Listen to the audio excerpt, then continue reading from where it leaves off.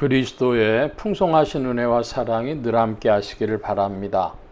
오늘 이 아침에는 열왕기하 제 11장 1절로 12절까지의 말씀, 생명의 삶 큐티 7월 15일자 말씀입니다. 열왕기하 11장 1절입니다.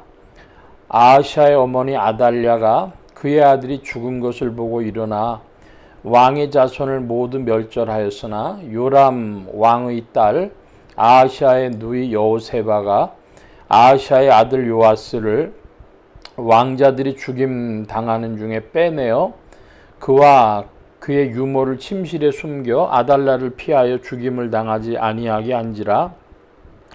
요아스가 그와 함께 여호와의 성전에 6년을 숨어 있는 동안에 아달랴가 나라를 다스렸더라.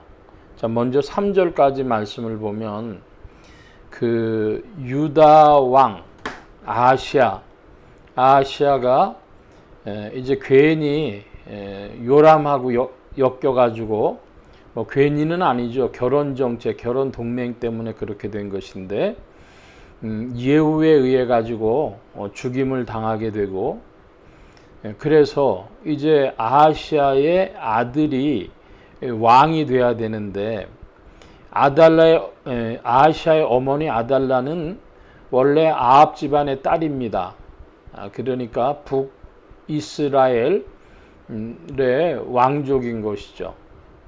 그러니까 이 아달랴라고 하는 여인이 갑자기 자기 아들이 죽은 걸 보고 왕의 자손을 모두 죽였다. 이게 무슨 얘기냐? 처음에 이 본문을 봤을 때에 아주 낯설고 이상했던 기억이 있습니다. 아니, 이게 무슨 얘기지? 그 얘기는 권력을 쥐기 위해서 그런 짓을 벌인 것이죠.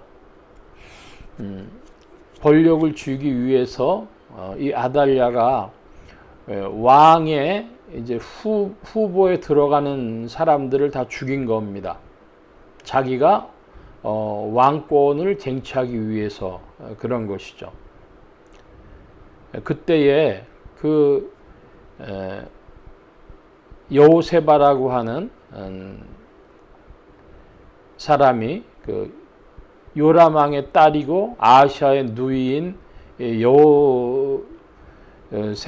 여호세바가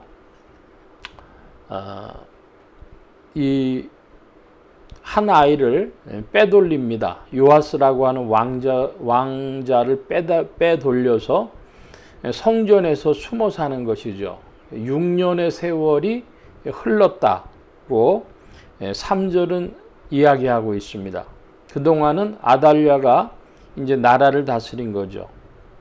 4절 이하의 말씀 봅니다. 7째 해에 여호야다가 사람을 보내 가리 사람의 백부장들과 호위병의 백부장들을 불러 데리고 여호와의 성전으로 들어가서 그들과 언약을 맺고 그들에게 여호와의 성전에서 맹세하게 한 후에 왕자를 그들에게 보이고 명령하여 이르되 너희가 행할 것이 이러하니 안식일에 들어온 너희 중에 10분의 1은 왕궁을 주의하여 지키고 3분의 1은 수루문에 있고 3분의 1은 호위대 뒤에 있는 문에 있어서 이와 같이 왕궁을 주의하여 지키고 안식일에 나가는 너희 중 2대는 여호와의 성전을 주의하여 지켜 왕을 호위하되 너희는 각각 손에 무기를 잡고 왕을 호위하며 너희 대열을 침범하는 모든 자를 죽이고 왕이 출입할 때에 시위할지니라 하니 백부장들이 이에 제사장 여호야다의 모든 명령대로 행하여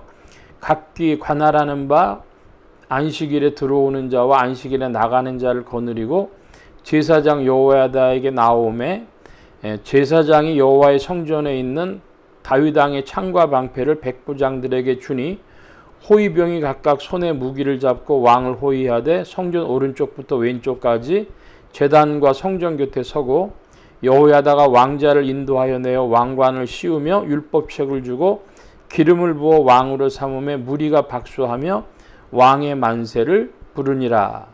12절까지 말씀을 봤는데요. 이제 7년째가 되어져 가지고 제사장이 반역을 일으키는 것과 같죠. 여호야다가 쿠데타를 획책을 합니다. 제가 지금 이렇게 말씀드리는 이유는 과연 이것이 하나님께로부터 말미암는 것인가, 하나님의 계획이었는가 하는 그런 질문을 하기 때문입니다. 그러나 어쨌든 역사적인 기록으로 이 여호야다의 이제 쿠데타가 아달랴의 학정으로부터 남유다를 구해내기 위해서 실행이 되어지는데, 제사장이었던 사람이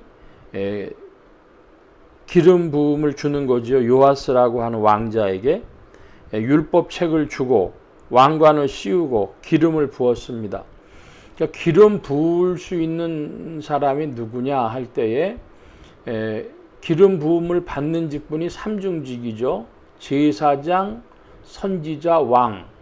대부분 왕에 대한 기름 부음은 선지자들이 주었는데, 근데 그 선지자가 주었다는 것은 그 상황이 굉장히 그 역동적이었다는 것이죠. 새로운 어떤 시작이라든지 이렇게 될 때 주는데, 제사장이 왜 왕에게 기름을 부었는가, 그리고 그것은 유효한가 라고 할 때에 제사장도 기름 부음을 받은 직분이기 때문에 왕에게 기름 부을 수 있다, 이렇게들 해석을 합니다.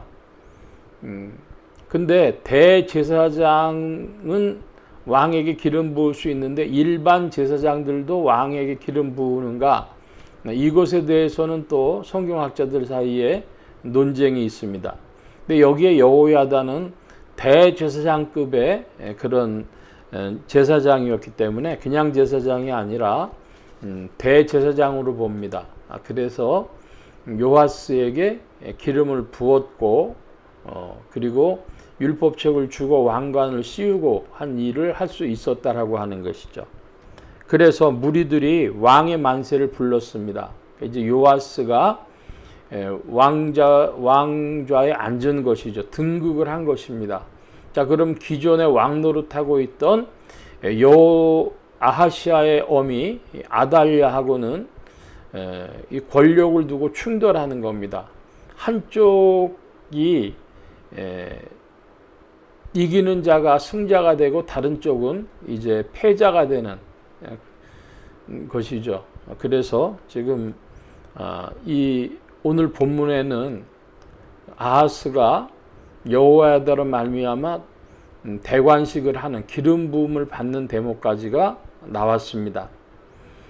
하나님께서 이 요아스를 통해서 기름 부음을 받고 왕위에 등극하게 함으로써 언약이 계속되었다, 이렇게 보는 해석이 일반적이지만은, 그러나 동시에 한편으로는 과연 제사장이 이렇게 정치에 개입을 해가지고 이렇게 왕위에 세우고 이제 군대들을 동원해서 하는 게 맞는 것인가, 그런 질문도 합니다. 역사적으로 벌어진 일로 우리가 볼 때에 요아스를 통하여서 하나님의 언약이 계속 되어진 것으로 해석을 한다 하겠습니다. 자, 오늘 말씀은 여기까지 보겠습니다. 만복의 근원 되신 하나님 함께해 주시어서 주님의 일하심이 오늘도 우리의 심령 속에 길이 되고 주님의 뜻을 질문함이 되어지도록 이끌어 주시옵소서. 역사의 주제가 되시며 경륜을 펼치시는 하나님의 일들을 우리가 깊이 묵상하게 하여 주옵시고, 하나님의 언약은 오늘도 어떻게 전진하는지, 또 하나님께서는 어떻게 일하시고 계시는지를 질문하는 그리스도인들이 되어지도록 성령께서 지도하시고 인도하여 주옵소서. 한 주간 주님의 은혜 가운데 더욱 이끄시며 주님과 깊은 교제로 나아가게 하심을 구하고 의지하올 때 예수 그리스도의 이름으로 기도하옵나이다. 아멘.